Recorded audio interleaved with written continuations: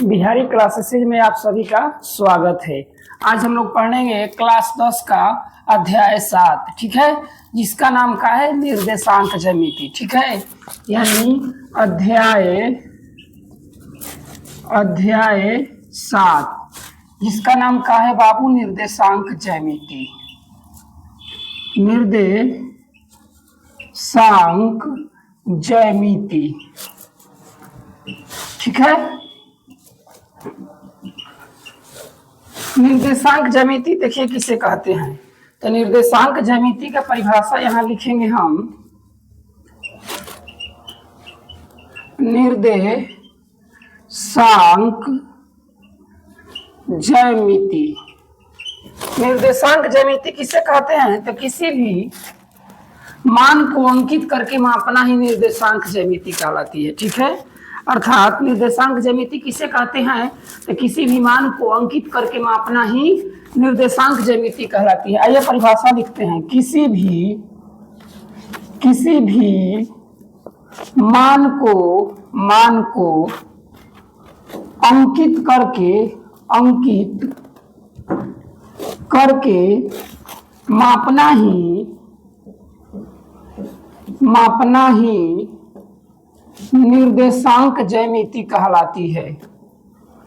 निर्देशांक ज्यामिति कहलाती है, ठीक है बाबू। क्या पढ़ाए हैं? निर्देशांक ज्यामिति किसे कहते हैं? तो किसी भी मान को अंकित करके मापना ही निर्देशांक ज्यामिति कहलाती है, ठीक है। लिखे परिभाषा, किसी भी मान को अंकित करके मापना ही निर्देशांक ज्यामिति कहलाती है। देखिए इसके बाद पढ़ेंगे हम लोग भुज, ठीक है। भुज किसे कहते हैं? तो यक्ष निर्देशांक को भुज कहते हैं। आइए परिभाषा पहले लिखिए। यक्ष निर्देशांक को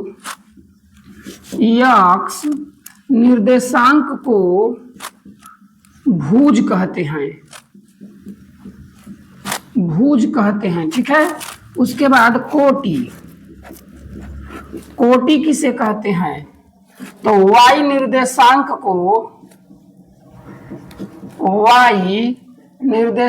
को कोटि कहते हैं, ठीक है। उसके बाद आइए समझते हैं। इसके बाद पढ़ना है चतुर्थांश किसे कहते हैं? चतुर्थांश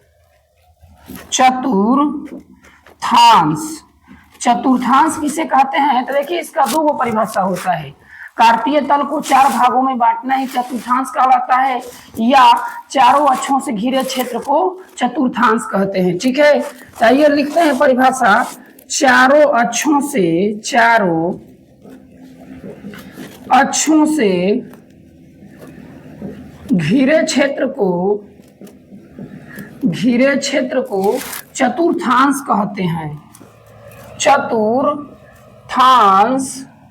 कहते हैं, ठीक है। यानी कहने का मतलब चतुर्थांश किसे कहते हैं? तो चारों अक्षों से घिरे क्षेत्र को चतुर्थांश कहते हैं, ठीक है। अब देखिए चतुर्थांश 4 प्रकार का होता है। आइए हम इसको आप समझाते हैं ग्राफ के माध्यम से। देखिए हाई है यक्स इधर हो जाएगा यक्स डैश, यहाँ होगा वाई और यहाँ हो जाएगा वाई डैश। अब देखिए इसमें यक्स का मान क्या होता है? प्लस में, और वाई का मान प्लस में। यानी कहने का मतलब जिसमें डैश लगा रहता है वह माइनस होता है, और जिसमें डैश नहीं लगा रहता है वह क्या होता है? प्लस। तब देखिए ये 4 गो अक्ष है, यक्स डैश, वाई और वाई डैश। यही चारों अक्षों से घिरे क्षेत्र को क्या बोलते हैं?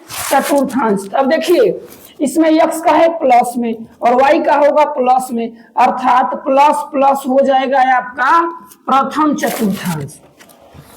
अब इसके बाद आइए घड़ी का विपरीत दिशा में आना है। अब देखिए पहले यक्स का मान लिखिए, तो यक्स डैश है, तो यक्स डैश का मान माइनस में। इधर का है वाई, तो वाई का रहेगा प्लस में। कहने का मतलब डैश है तो माइनस में, और वाई का है प्लस में। तो यानी दूसरा चतुर्थांश को क्या बोलेंगे? Minus plus. उसके बाद नीचे आइए, तो पहले यक्स को लिखिएगा, तो यहाँ यक्स का है डैश में, तो डैश में है तो माइनस में।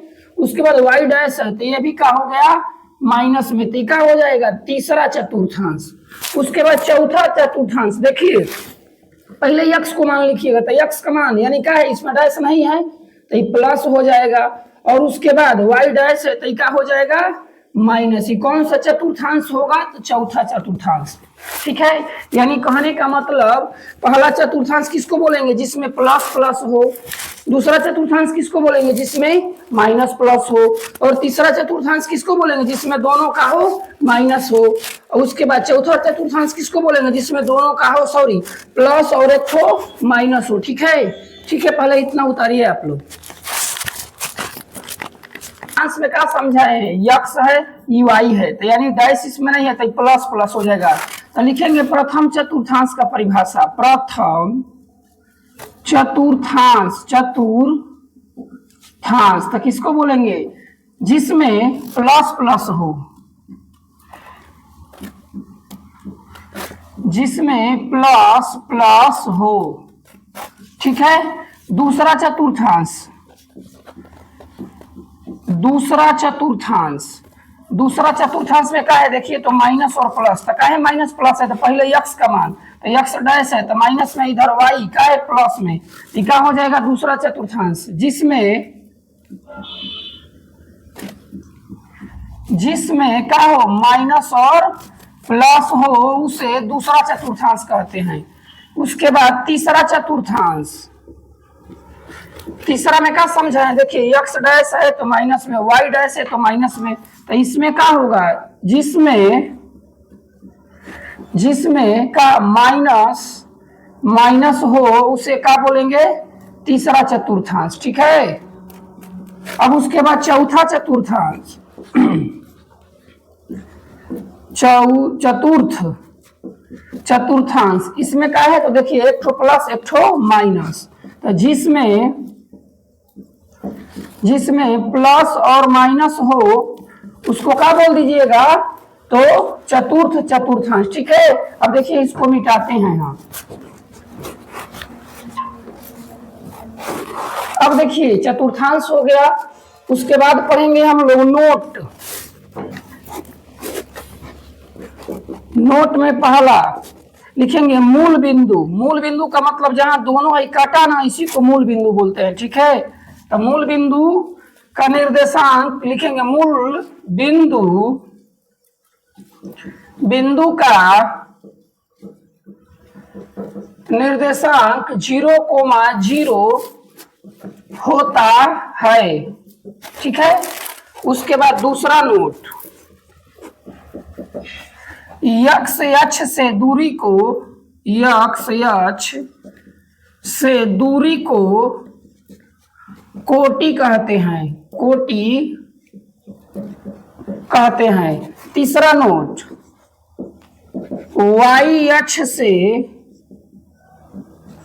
दूरी को भुज कहते हैं। एक नंबरिया में देता है कि एक्स अक्ष से दूरी को क्या कहते हैं, तो कोटि, और वाई अक्ष से दूरी को भुज। उसके बाद देखिए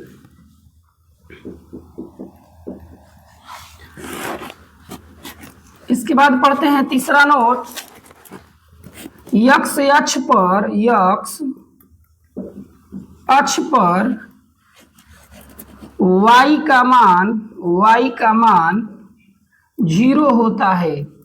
अर्थात इसको लिख देंगे, अर्थात लिख देंगे का यक्स को मान 0। ठीक है, अब देखिए यक्स अक्ष पर, तो यक्स अक्ष पर यक्स 0 और y 0। उसी प्रकार y अक्ष पर y ही रहेगा और यक्स 0 हो जाएगा। ठीक है, तो लिख देंगे अगला चौथा नोट, y अक्ष पर यक्स का मान 0 होता है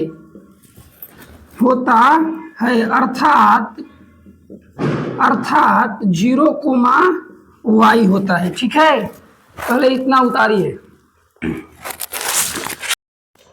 देखिए मूल बिंदु पढ़ते हैं, तो मूल बिंदु किसे कहते हैं, तो मूल बिंदु में क्या बताए है, दो अगो अक्षों है, अक्षों को जहां कहाँ काट रही है, यानी अक्षों के प्रतिच्छेद बिंदु को मूल बिंदु कहते हैं। तो आइए मूल बिंदु का परिभाषा लिखते हैं, तो लिखेंगे अक्षों के अक्षों के प्रतिच्छेद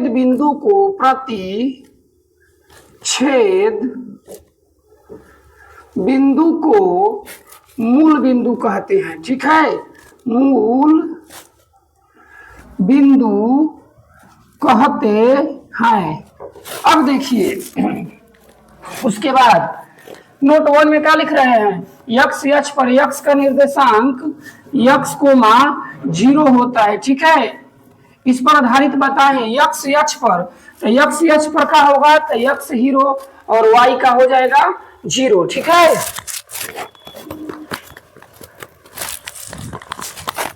अब देखिए दूसरा नोट में लिखेंगे वाई अक्ष पर वाई का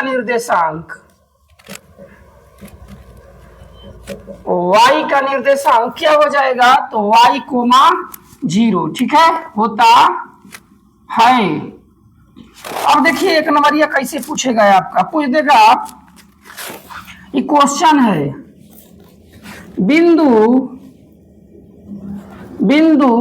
3,4 किस चतुर्थांश में है, किस चतुर्थांश में है। अब देखिए ऑप्शन ए दे देगा प्रथम, ऑप्शन बी दे देगा दूसरा, ऑप्शन सी दे देगा तीसरा और ऑप्शन डी दे देगा का चौथा। तो देखिए चतुर्थांश याद करने का सबसे अच्छा तरीका क्या है, चतुर्थांश याद करने का सबसे अच्छा यही तरीका है कि आप लोग ग्राफ बनाते हैं ना, समझे हैं ना बाबू, इधर क्या लिखते हैं यक्स, इधर क्या लिखते हैं वाई, इधर यक्स डैश और नीचे वाई डैश। अब देखिए प्रथम चतुर्थांश, इधर यक्स का मान पहले लिखिएगा, तो यक्स का है प्लस में और वाई भी का होगा प्लस में, तो यहाँ हो जाएगा प्लस प्लस। ठीक है, अब आइए देखिए इसमें यक्स डैश है तो माइनस में और वाई यानी डैश नहीं है तो प्लस में। उसके बाद देखिए डैश और वाई में भी डैश, तो क्या हो जाएगा माइनस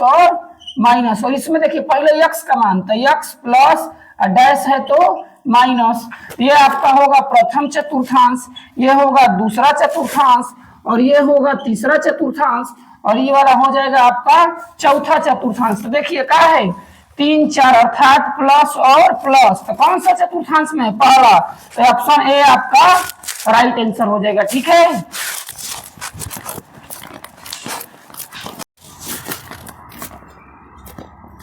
अब देखिए दूसरा भुज कोटि का एक नंबर यह पूछता है। देखिए बाबू चतुर्थांश या भुज कोटि में से आपका ऑब्जेक्टिव बोर्ड के एग्जाम पूछेगा तो पूछेगा, ये क्लियर है। ठीक है, जैसे आपका दे देगा एग्जाम्पल लेते हैं या क्वेश्चन लिखते हैं, क्वेश्चन बिंदु 4,-1 में भुज क्या है, भुज क्या है। अब देखिए इसका डायरेक्ट आंसर हम बताते हैं, भुज क्या है। ऑप्शन ए में दे देगा आपका 4, ऑप्शन बी में दे देगा -1, ऑप्शन सी में देगा -4 और ऑप्शन डी में देगा नॉन ऑफ दीज। ठीक है, अब देखिए यानी हम खड़े हो गए, देखिए ये दोनों हाथ का है भुज और ये शरीर का हो जाएगा कोटि। ठीक है, यानी दोनों हाथ का हो गया तो भुज और शरीर का हो जाएगा तो कोटि। अब देखिए यानी कहने का मतलब यक्स पहले आता है वाई बाद में, जैसे खाना हम लोग खाते हैं तो भुज, यानी भुज का मतलब बाह, तो कहाँ जाता है पेटी में अर्थात कोटि में, तो पहले का हो जाएगा भुज, तो भुज इसमें का हो जाएगा 4 और कोटि -1, आपका ऑप्शन का हो जाएगा ए। ठीक है, अब देखिए दूसरा क्वेश्चन में दे देगा बिंदु -4 -1 किस चतुर्थांश में है, किस चतुर्थांश में है। ठीक है, अब देखिए ऑप्शन ए में दे देगा आपका, ऑप्शन ए में दे देगा प्रथम चतुर्थांश, ऑप्शन बी में दे देगा दूसरा चतुर्थांश और ऑप्शन सी में दे देगा तीसरा चतुर्थांश और ऑप्शन डी में क्या दे देगा चौथा चतुर्थांश। देखिए दोनों का है माइनस माइनस, तो बताए हैं हम दोनों माइनस माइनस है, इसका मतलब क्या हो जाएगा तीसरा चतुर्थांश। ठीक है, आइए उसके बाद अगला सवाल देखते हैं। क्वेश्चन दे देगा आपका बिंदु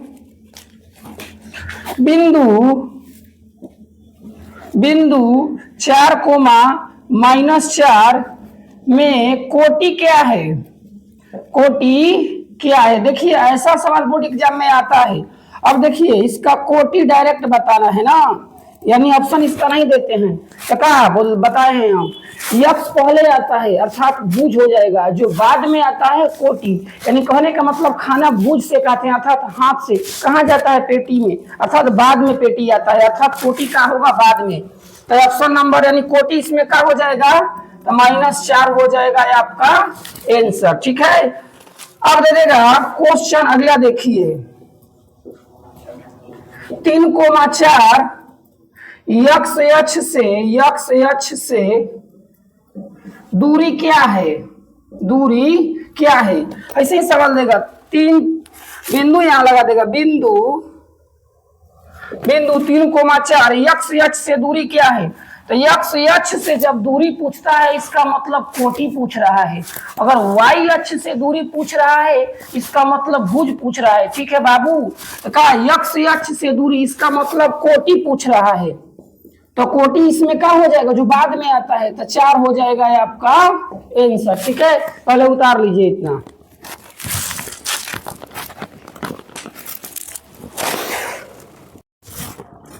अब आइए अध्याय 7 का फॉर्मूला देखते हैं। ठीक है, फॉर्मूला अर्थात इसको सूत्र बोलते हैं हिंदी में। ठीक है, आप लोग समझदार गधा है ना, आप लोग समझ रहे होंगे। पहला फॉर्मूला लिखेंगे, मान लेते हैं पहला फॉर्मूला है, ये बिंदु का हो गया ए हो गया, ये बिंदु बी हो गया, तो यानी लिखेंगे ए बी का बीच का दूरी, ए बी का बीच का दूरी। देखिए दूरी सूत्र होता है रूट में x2 माइनस x1 का स्क्वायर, x2 माइनस x1 का square plus y2 minus y1 का स्क्वायर। ठीक है, अब देखिए दूसरा, यदि 3 बिंदु संरेख हो, यदि 3 बिंदु संरेख हो, संरेख का कंडीशन क्या है, तो मान लेते हैं एक लाइन है, ये ए हो गया, ई का हो गया, बी हो गया, और बीच में का हो गया सी, तो मान लेते हैं कि ए और बी का दूरी का है 10, तो ए सी का है बीच में, तो 5 हो जाएगा इधर से या 5 हो जाएगा इधर से। कहने का मतलब ए सी प्लस बी सी बराबर का होना चाहिए ए बी, तो संरेख का यही कंडीशन है, का है, तो ए बी बराबर ए बी यानी तो ए सी प्लस हो जाएगा बी सी। ठीक है, इस संरेख का कंडीशन है। उसके बाद देखिए तीसरा में बिंदु पी एक्स वाई का मूल बिंदु से दूरी, तो मूल बिंदु से दूरी आपका हो जाएगा रूट में एक्स का स्क्वायर प्लस वाई का स्क्वायर। ठीक है, उसके बाद पढ़ेंगे हम लोग मध्य बिंदु का निर्देशांक, मध्य बिंदु का निर्देशांक, मध्य बिंदु का निर्देशांक होता है यक्स के लिए x1 प्लस x2 बटा में 2 और y के लिए होता है y1 प्लस y2 बटा में 2। उसके बाद पढ़ेंगे फॉर्मूला में हम लोग विभाजन सूत्र, विभाजन सूत्र, तो x के लिए आपका याद करिएगा mx प्लस mx 12 और 21, और नीचे याद करिएगा m1 प्लस m2। y के लिए आपका हो जाएगा my प्लस my 12 21, और नीचे आपका क्या हो जाएगा m1 plus m2, m1 plus m2 लिखे हैं ना। अब देखिए उसके बाद फॉर्मूला आता है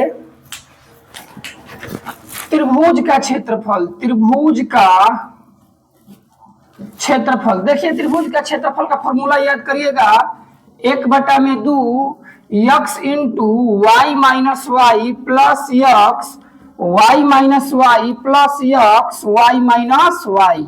अब देखिए x खातिर याद कर लीजिए 1 2 3, और y के लिए 23 31 और 12। ठीक है, कैसे याद करना है, तो x खातिर x1, x2, x3 और y खातिर 23, 31, 12। अब देखिए उसके बाद फॉर्मूला त्रिभुज जांच करने के लिए अगर आ जाए आपका त्रिभुज की कौन सा त्रिभुज है, तो मान लेते हैं ए बी सी। अगर तीनों भुजा आपस में बराबर हो जाए तो कौन सा त्रिभुज हो जाएगा, समबाहु त्रिभुज। अर्थात ए बी भुजा बराबर बी सी भुजा बराबर ए सी भुजा। कहने का मतलब ए बी भुजा, बी सी भुजा और ए सी भुजा, तो कौन सा त्रिभुज होगा, तो समबाहु त्रिभुज। समबाहु त्रिभुज है यदि ए बी बराबर बी सी बराबर नॉट इक्वल टू ए सी, यानी दो भुजा बराबर है और तीसरा भुजा बराबर नहीं है, तो कौन सा त्रिभुज हो जाएगा, समद्विबाहु त्रिभुज का समद्विबाहु त्रिभुज है।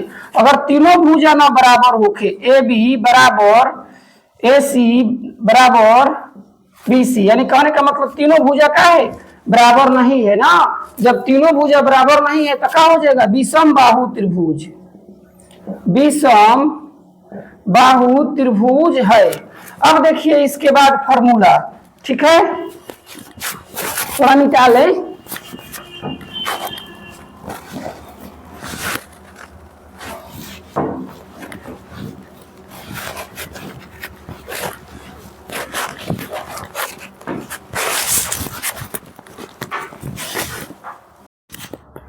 अब उसके बाद फॉर्मूला देखेंगे हम लोग त्रिभुज का केंद्रक का निर्देशांक। त्रिभुज का केंद्रक का निर्देशांक x के लिए फॉर्मूला होता है x1 plus x2 plus x3 बटा में 3 और y के लिए होता है y1 plus y2 plus y3 बटा में 3। ठीक है, अब देखिए त्रिभुज का मध्य बिंदु का अगर फॉर्मूला आप लोग का नहीं हुआ तो फिर से लिख देते हैं, मध्य बिंदु का निर्देशांक,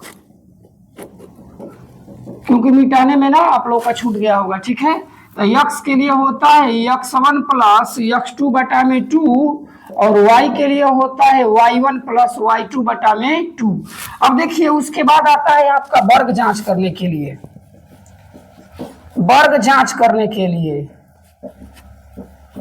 वर्ग जांच करने के लिए, तो वर्ग जांच करने के लिए मान लेते हैं एक ठो वर्ग है A B C D, A B C D और इसका बी कौन हो गया ए सी और बी डी। ठीक है, अब देखिए वर्ग जांच करने के लिए चारों भुजा बराबर होना चाहिए और उसके बाद दोनों विकर्ण बराबर होना चाहिए, अर्थात भुजा बराबर होना चाहिए। भुजा में क्या है, चारों भुजा, तो ए बी बराबर होना चाहिए बी सी, बराबर होना चाहिए सी डी और बराबर होना चाहिए का ए डी। और उसके बाद दोनों विकर्ण बराबर होना चाहिए, विकर्ण। तो विकर्ण कौन कौन सा है, तो एक ठो ए सी है एक ठो बी डी है, तो लिख देंगे विकर्ण ए सी बराबर होना चाहिए बी डी। ठीक है, यानी वर्ग जांच करने के लिए चारों भुजा बराबर होना चाहिए और दोनों विकर्ण बराबर होना चाहिए। ठीक है, देखिए जो मिट गया था उसको आप लोग पीछे करके देख लीजिएगा। ठीक है, अब देखिए अध्याय 7 का परिभाषा और फॉर्मूला लगभग से लगभग आप लोगों को हम बता चुके हैं। अब इसके आगे हम लोग एक्सरसाइज 7.1 पढ़ेंगे। ठीक है, इतना पहले उतार लीजिए। अब मिलेंगे हम लोग अगले वीडियो लेकर 7.1 का एक्सरसाइज। आज ना